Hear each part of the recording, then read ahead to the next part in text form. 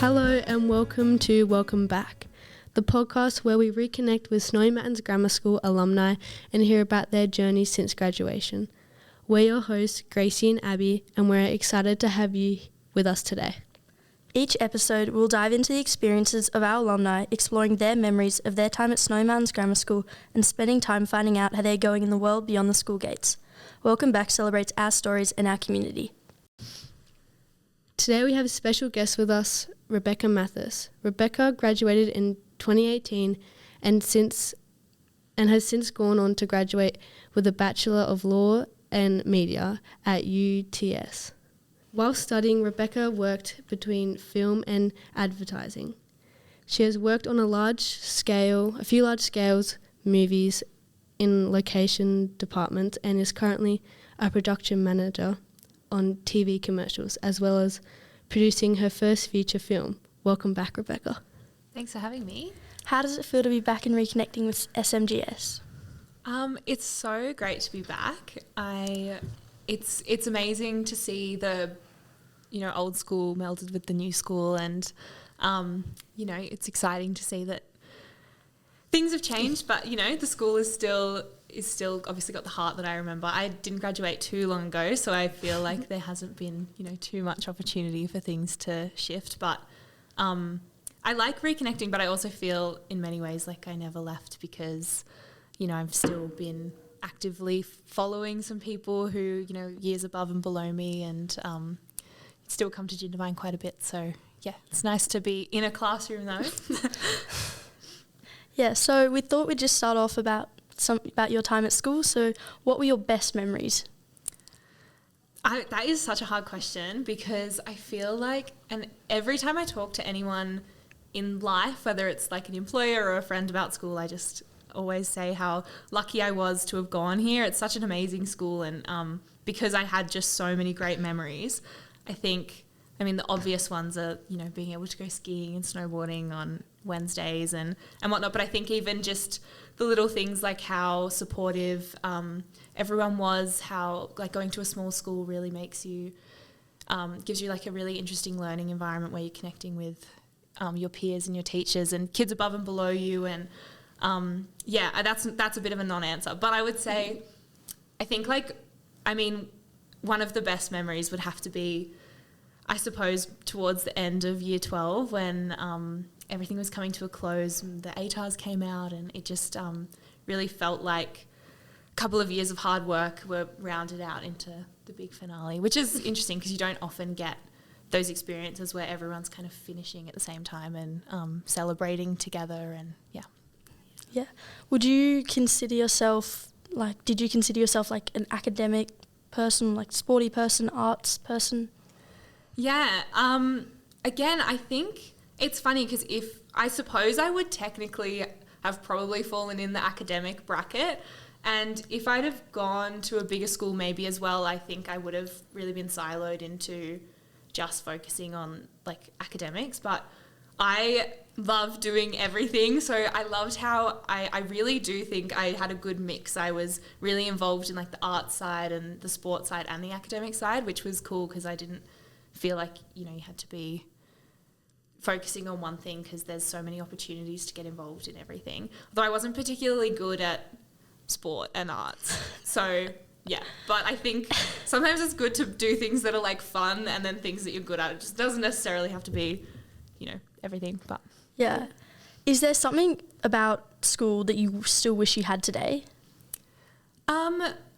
It's probably, like, as I was, like, on a tangent from that, it's probably a sense of balance that you get with school, because I think it's really tricky after school to have an environment where you can, study and then also do sports and have time to, take 2 hours out of your day to do piano lessons and really get to balance working hard and like socializing and sports and everything. And I think that it's a really good time as well to be able to explore all of those things and see what you like and what you don't like. And I do miss, I think it's like you have to put a lot more effort in now to be able to exercise and to, read a book or play music. And back in school I would have been shocked at that like prospect that that's something that I would want to do, because couldn't think of anything worse than PE lessons in high school. But now I'm like, you know, so overjoyed if I get to go for a run in the morning. But you could have never seen me running at cross country, that's for sure. So.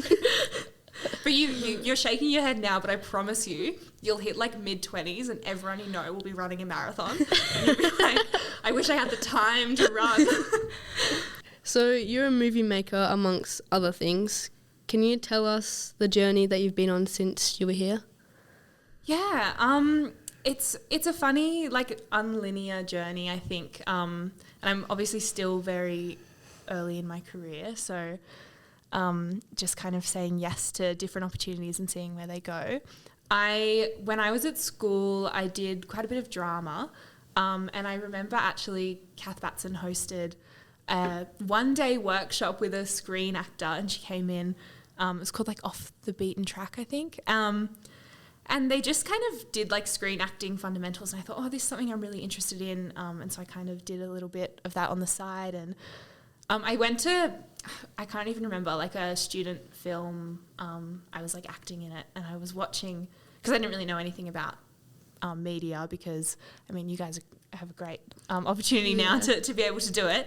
But I was watching what the people behind the camera were doing, and I thought that's something that I could potentially be interested in. So I went to uni and I did media and law. And then I kind of just started, I got a job at a production company and kind of worked my way up the ranks there. I was taking short films on the side to kind of build my experience in drama, because although logistics across advertising and film are pretty similar, there's you know, still a bit of a disconnect. So I did that, and I just kind of was very fortunate to get like some really amazing opportunities and jobs, and then from that I expanded my network and kind of got offered more things.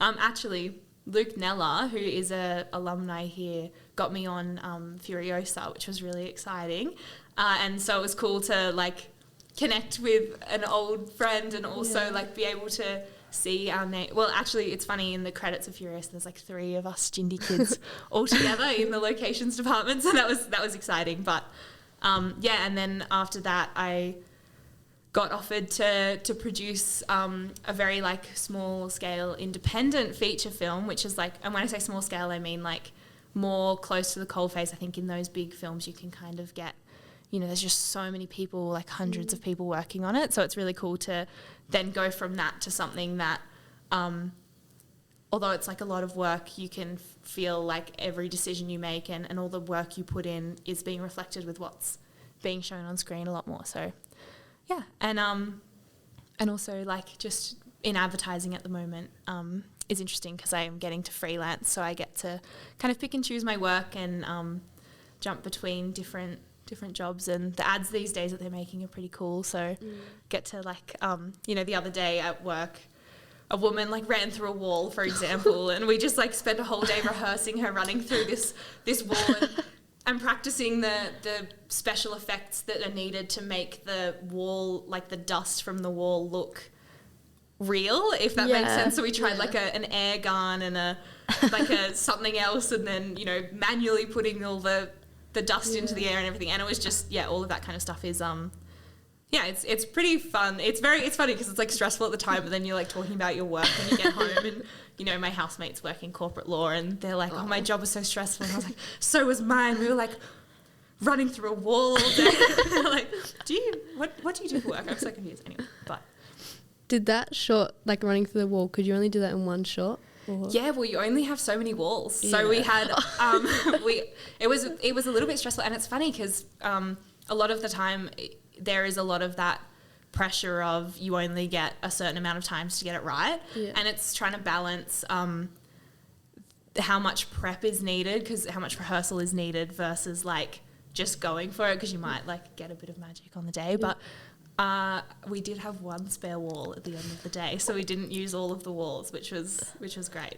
Did anyone get to run through it just without a camera? I know. I think it would have been it was a bit expensive to do that. But well, when we did the film at the start of the year, though, we had a scene where one of the girls like jumps through a window, and the window falls on the ground and it shatters. But obviously to do that you need like special glass, because you can't just break real glass. It's a bit unsafe. So we had these special windows called like breakaway glass windows, and we did a couple takes, but only the bottom panes broke. So we, like the top panes were still in place and we had to throw them out. So everyone got to put their head through one of the panes, which was exciting. But then the stuff gets like caught in your head. But How did Snowman's Grammar School prepare you for your career or further education? yeah, I think in many different ways I'm really grateful for my time here. I mean, one of them was the sense of like balance and all-roundedness that the school gives you. I think, going back to what I was saying before, my job at the moment is very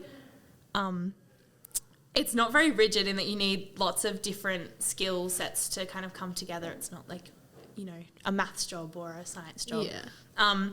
And so like things like just having the understanding of being able to balance all different things, and you know, getting to do a lot of public speaking at school was really helpful. And even little things like writing an email, just the amount of time that, you know, I got to spend in English and learning about how to structure essays, it all waters down, like it all comes back around in the end, even though in school it might not feel like that. But I think and you know, there's a lot of reading scripts and having to kind of interpret the meaning behind it, and like the creative behind it. It does all of that like rigid learning, I suppose, in analysing texts and quote technique effect and all of those things. It does help, even if you're not consciously doing it. I think subconsciously it like always trickles back, I suppose.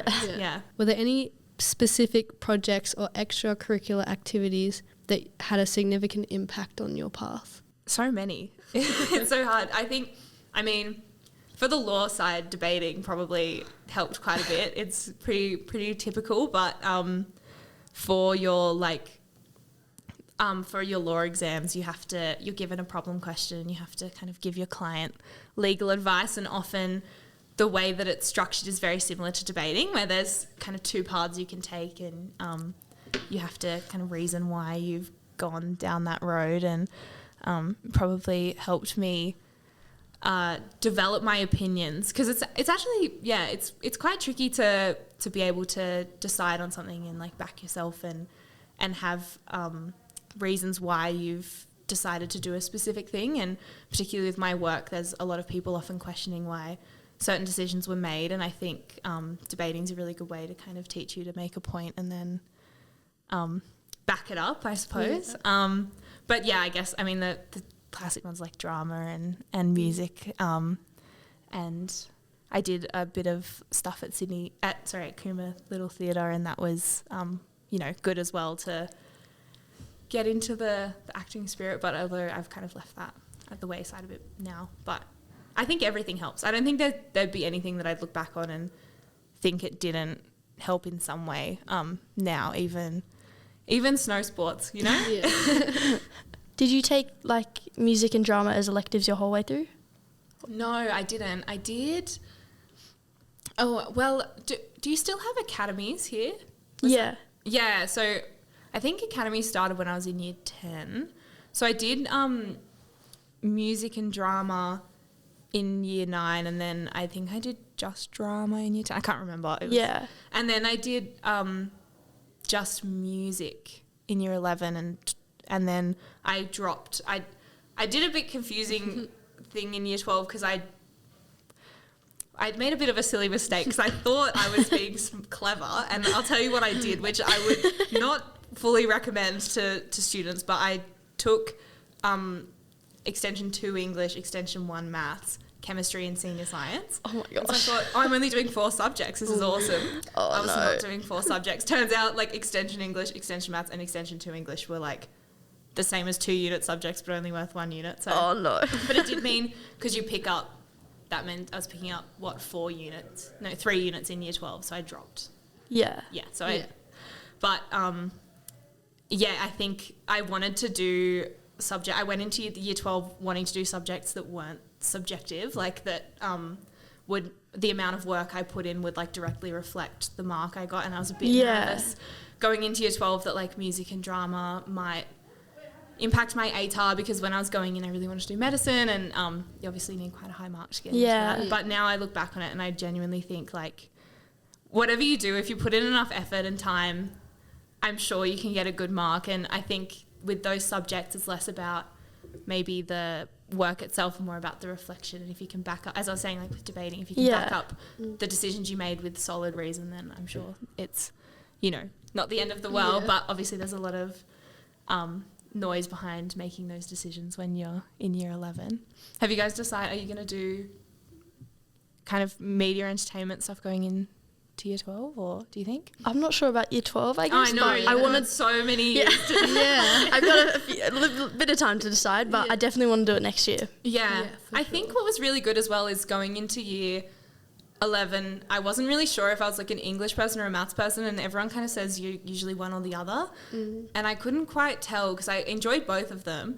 And I think doing both in year 12 was good because it made me kind of decide what I wanted to do in university, because I wasn't sure if I wanted to go down the like medicine STEM pathway or like the more humanities route.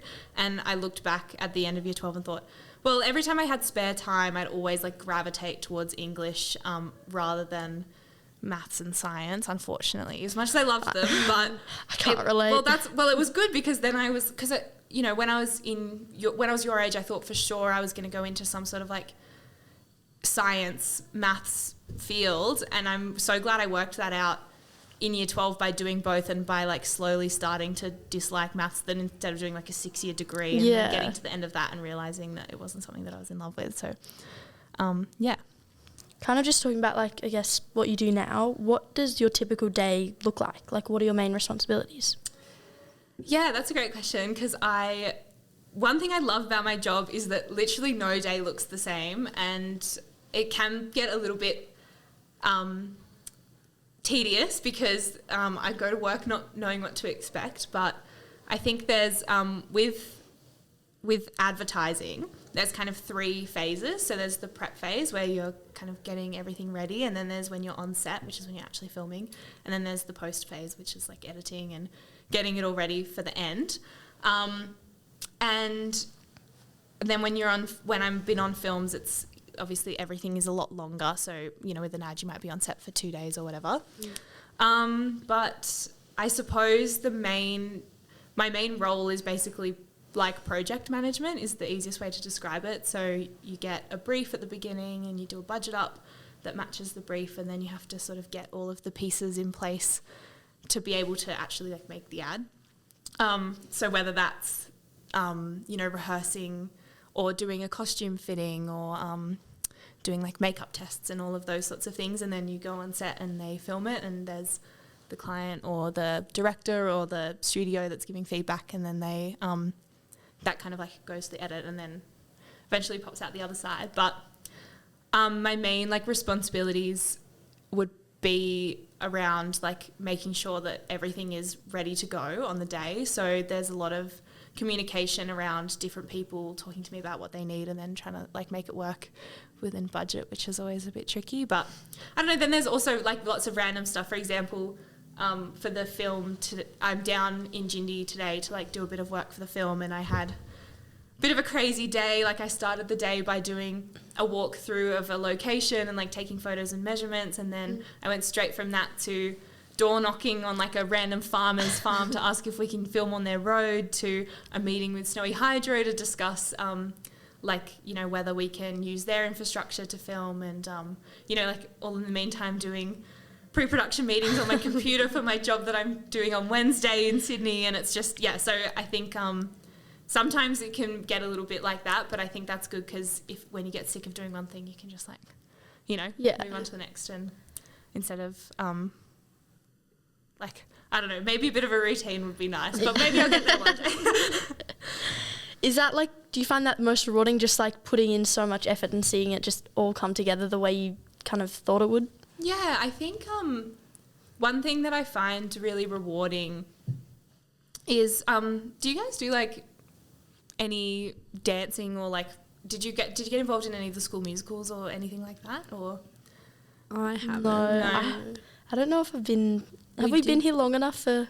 No, well, that's I true. don't really remember. But I suppose, I mean, maybe even like now, like interschools and stuff is a similar thing where you kind of get to experience, you know, everyone's been working really hard for something and then everyone does it together and then there's like the end date of it kind of being done and there's this group feeling of excitement when it's over. Yeah. And I mean, that's a similar thing I guess you get at the end of year 12. But after that, when you go into the workforce, often the jobs are kind of like ongoing and there are like little milestones of achievement and whatnot. But I think that the most rewarding part of my job so far was like on the final days when we wrap filming something, and it's so rare for literally everyone who's on the job to all finish at the same time. They've all put in heaps of effort and then at the end you get like an actual tangible product to, you know, like have and you can kind of like look back on it and reminisce, and I think that that's really cool to and quite rewarding to be able to share that with like, you know, the crew and so many people and to like have that, you know, because I always think like, oh, you know, in 10 years of time I'll be able to look back on this like thing that I made and I'll probably think it's like terrible, but that's fine because you know, technology is improving and I guess just seeing where you were to where you are now. Yeah, exactly. Yeah. And I think it's really important, and sometimes you can forget about that stuff until you like actually look back and Yeah. Yeah. I agree. I think like having a job done, but like together you have everyone having that sense of like, not like relief, but like, well, it is, yeah, like it it's is a little relief, bit, like, and you're happy that it's done, but then you're sad it's over. Yeah. Like, and everyone's just like happy for each other. It's always better with people. Yeah. I equate like the last day on set to like the last day of term 4, you know. Yeah. When like, and it's just so exciting. It's like kind of sad because you're not going to see your friends for a while, but like also, you know, that feeling of like everyone's done together and or when like the last exam finishes. Oh yeah. And you all best walk thing out ever. and you're like, Yeah. So at SMGS, our ethos is to inspire a love of life and learning. As a lifelong learner, what are you currently learning about? I am always learning because, well, I'm still on my law journey a bit because to become a lawyer you have to do practicing certificates, which is more study and exams and whatnot. It doesn't seem to end, but hopefully after this year I'll be done. Next year I'll be done. And then with my work, it's funny because a lot of the jobs you do, you become like you have to become a mini expert in something very niche very quickly. And so I remember one of my first jobs that I production managed, we had this special car that was a low rider. I can't even remember the name of it. How terrible is that? And it had to like bounce and it had sparks or something, and I had to like deep dive into registering cars that weren't roadworthy and how to vinyl wrap a car and how to change a number plate to get a custom plate for our ad. And it was very weird, and I'm not a car girl, so it blew me away. But then after that I was like, oh, I would have never learnt that if not for having to. And then, you know, the other day there was like an ad with abseiling, so I had to learn the steps of abseiling so that we could make sure we had all the bits in place, because the worst thing would be if you get to work and then they're like, oh, I'm missing this one key aspect and we can't do it. So yeah, I think I'm always learning, and I always feel like there's so much that I don't know, but I think that's great because it keeps it interesting. Where do you currently live, and what do you love most about living there? Well, I live in Sydney, although I'm going to be back in Jindy for a couple months in the next few weeks, which is exciting because I'm doing the second half of the Jindy film in January, and it involves a bit of... Was this the film that when you came to... Yeah, same one. So we filmed like the first half in January last year. We're filming the second half. I was wondering that. It's filmmaker. Bit of a slow process with this one, but it's cool because we wanted to do it in school holidays because it just makes it a lot easier to get. Yeah. Because there's so many kids involved and everything, and you don't have to leave school to do it because... but I'm at the moment I'm in Sydney. I'm in Surrey Hills, which I'm feel very lucky to be there. Are you from Sydney, or you said you're from? No. Where are you from? I'm from Canberra. Okay. But Surrey Hills is like the it's like the fancy suburb of Sydney. So I'm feeling very bougie. I've got lots of good coffee shops near me, but I'm probably not going to be there for much longer. But I really like I think something that I don't take for granted being there, having come from Jindabyne, is just how accessible everything is, especially like theatre shows and live music and coffee shops and bars and all of that stuff. I think because my mum was so lovely. We used to get like tickets for Christmas to a show, and we'd like make a whole thing of having to go to Sydney and, then get to the city that night to watch the show. And now sometimes I'll like get last minute tickets to see a Sydney Theatre Company production, and my friend just like meets me there after work, and like that's never lost on me how great that is and exciting that we can just do that. But having said that, the flip side is it's obviously like a really long drive to the snow now, whereas I do love Sydney. I like how it's got the beach, it's got the culture, it's got uni, obviously that's why I moved there, and good work and everything. So I think I'll probably be there for a few years. So did you like grow up and stay in Jindy during your entire basically schooling? Yeah, so I was born in Sydney, but we moved to Jindabyne when I was 4, and then I started at SMGS in kindergarten, and then I did do a little hiatus at JCS and came back to SMGS, and I graduated here. I spent like year 9 to 12 here, and my brother was here from I think like year 3 through to year 12, so yeah. And just the biggest comparison, I guess, between here and just Sydney is just how accessible everything is. Yeah, and I think probably the sense of community in a small town. I like even still coming home and walking through Woolies, and you can't get out of the shops in 5 minutes because you're gonna see 7 people that you know, and especially it's in winter. Yeah, especially in winter. And I think it's really nice and something that is, I think you have to work a bit harder for in Sydney. I mean, you do get community in like your workplaces and the places you go to a lot, but definitely not quite as much. I'm sure being from cities, but going into the boarding house must feel a bit that way. Yeah. You get that stark contrast of everyone knowing what you're up to, and then I don't know. But then sometimes in Sydney I'll be walking around and think that no one knows me, like just a small fish in a big pond, and then you'll see someone like on the corner, and it reminds you of how it's always a bit of a small world anyway. So just like on the note of community, how do you stay connected with friends and I guess just build community in Sydney?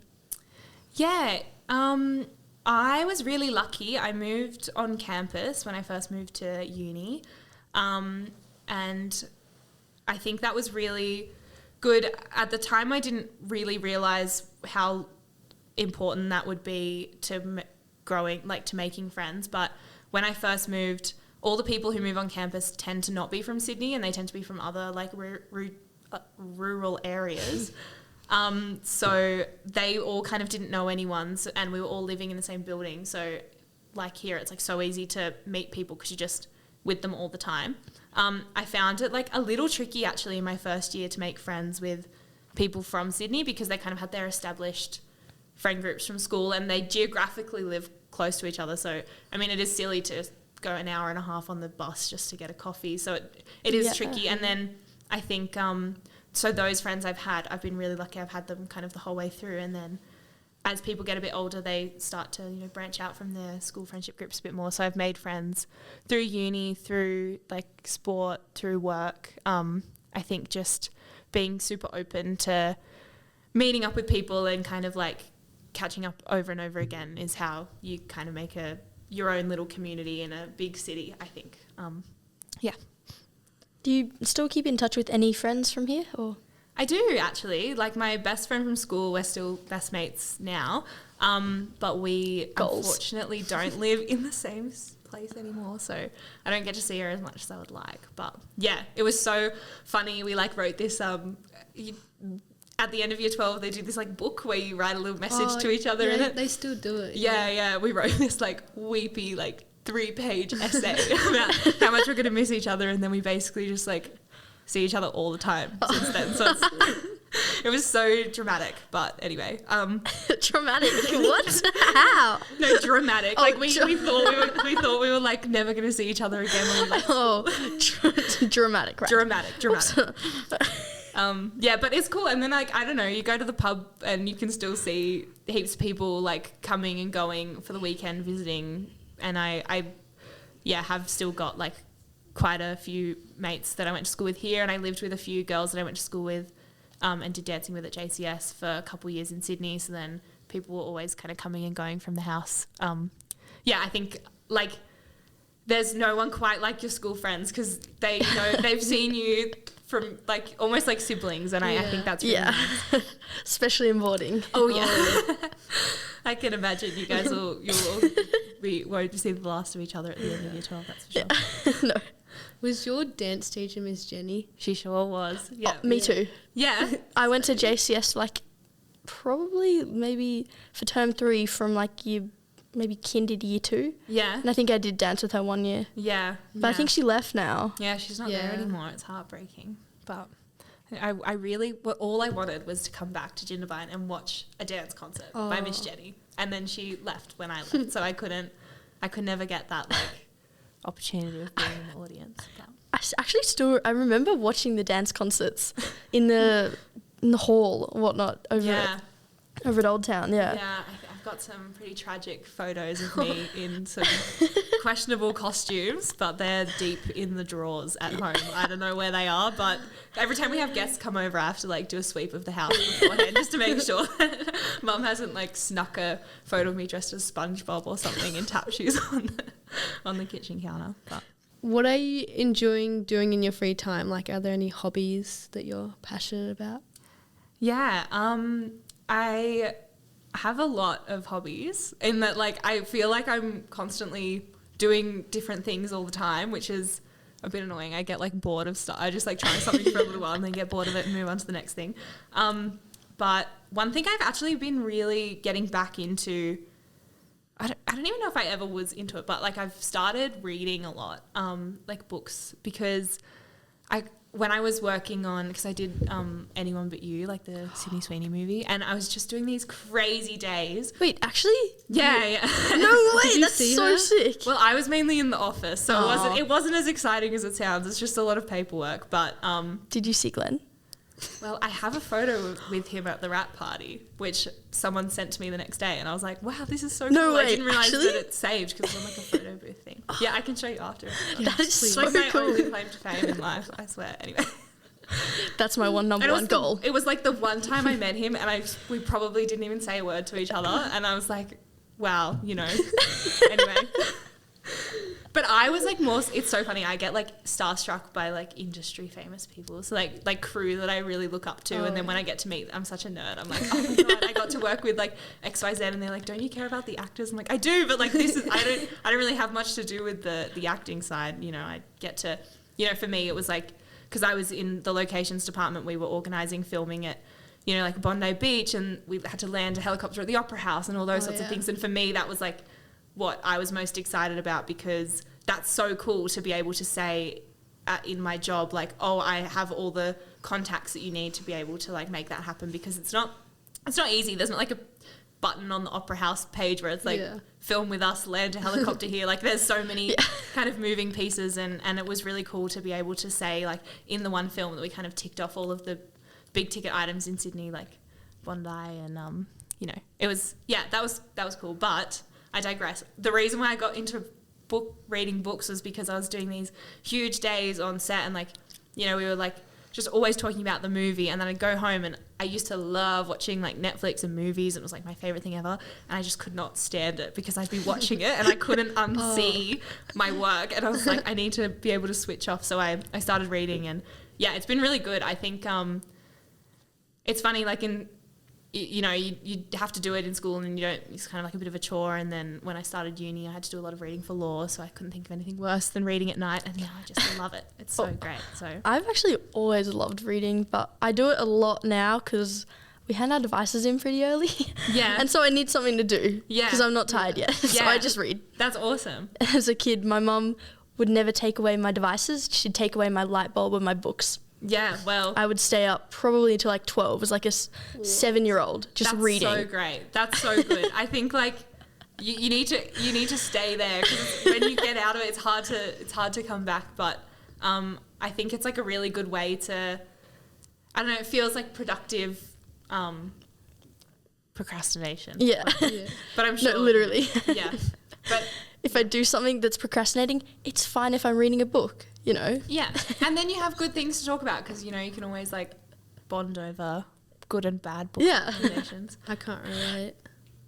Reading books, I always read like half of them and then I just like forget about them. Yeah. And I just read halfway through. And Well, then you're probably reading the wrong books. I feel like Yeah. you should be getting to like a third in, and then you can't put it down. That's when you can tell it's a good one. how do you balance work and leisure in your life?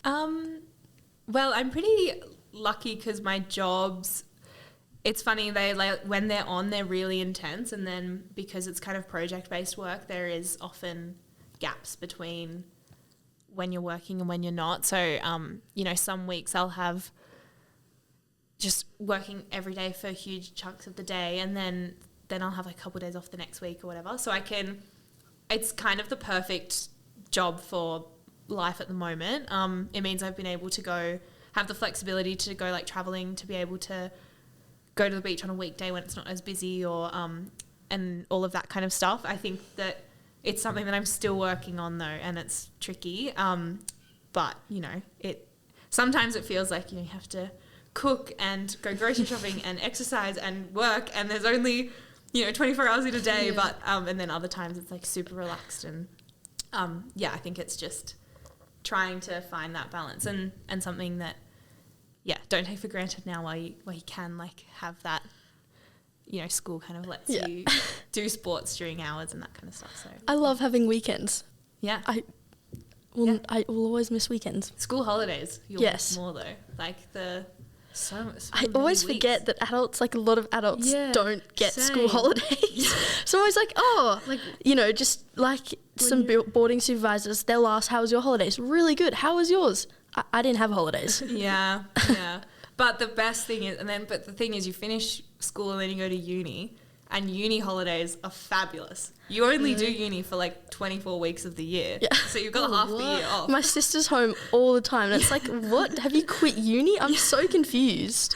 Yeah, and then it's probably good because then you can work, but it does, you know, it is good because it would be hard to go straight from school into like if you didn't have that transitional period. But Yeah, I'm 100% doing gap year. Have you done any significant travelling since you've left school? yeah, well, as I was saying, I've been pretty lucky. I've been away quite a bit.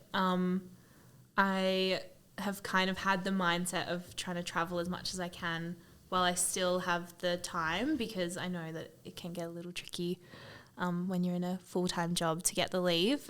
So I've done like Europe a few times. I got to live in Berlin actually last year, which was pretty cool. Really?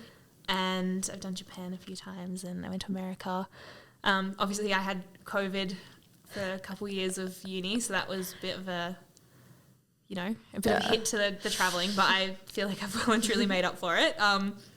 But I think, I've really liked it. I think that there's something that everyone should do at least once if they can afford it, and I like definitely prioritise trying to travel over anything else. So trying to like bank all my cash up so that I can go away.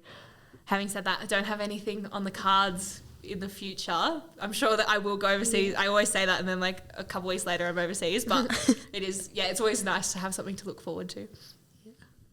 So we've got some little fun questions here. So if you could spend a day doing anything you wanted, what would you do? I think I would love to go heli skiing on a good powder day. Like if it was guaranteed to be great and sunny, that's what I would want to do. That's Yes. Anywhere in definitely a particular? bucket list. Like not Australia, I'm guessing it's not Maybe going to not be. Australia.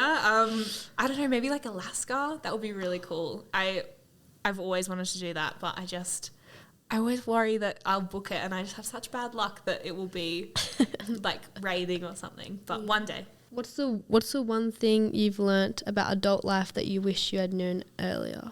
How to manage money. I think it's so boring. But everything fun costs money. And I think like my first year of outside of home would have been a lot less stressful if I knew how to like, you know, manage money and do taxes and all that kind of boring stuff. Yeah. But only way to learn that is to have to learn it. So I don't know if I would have even listened to myself if I told myself to save when I first left. So we've got a little quick fire round here. So whatever you think, the top of your head, just Okay. Yeah, first thing that pops Do I into have your to head. give reason for it, or do I just say it and then move on? say it and move on. Oh, goodness Yeah. me. What was your first job?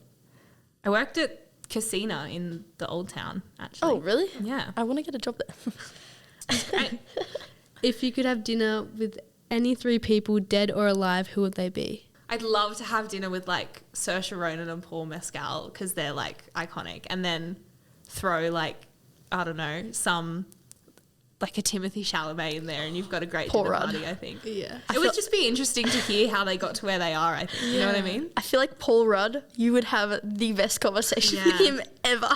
Actually, no, I take it back. Carl Barron. Let's throw Carl Barron in the mix. He would be so funny. Imagine Carl Barron with like Saoirse Ronan and Paul Mescal. It would be the weirdest vibe ever. But What's the best book or TV series that you've read and watched recently? I am reading Just Kids by Patti Smith at the moment.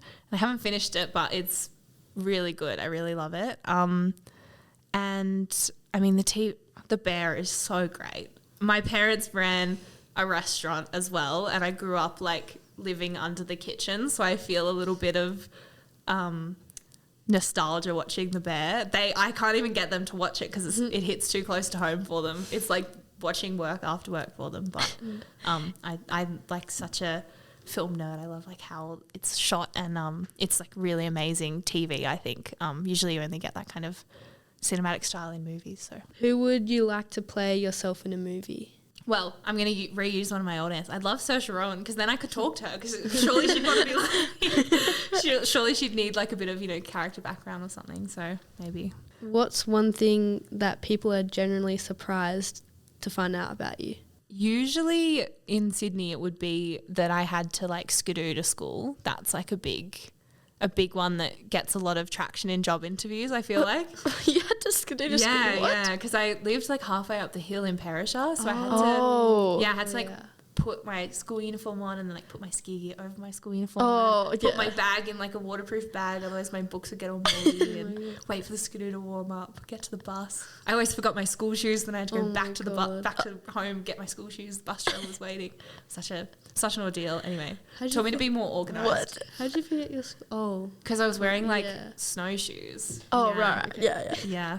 Is there anything like you're currently looking forward to the most? I think the film. I'm excited to come back to Jindy. Like, it was so much fun last time, and it was really cool to be able to work and be at home and like show everyone around Jindabyne and, you know, take them to, you know, like Birchwood for breakfast and all that kind of stuff. Like, it's so fun because it feels, I do miss being at home, and I think I was lucky because I got to come back during COVID, but otherwise sometimes it does feel like if you're at home, the career is like, you know, taking a bit of a stall or something. So it's cool to be able to meld the two, and I'm so excited to finish it and to like see it on the big screen. It will be really cool. So If you could describe Snowy Mountains Grammar School in one word, what word would you choose?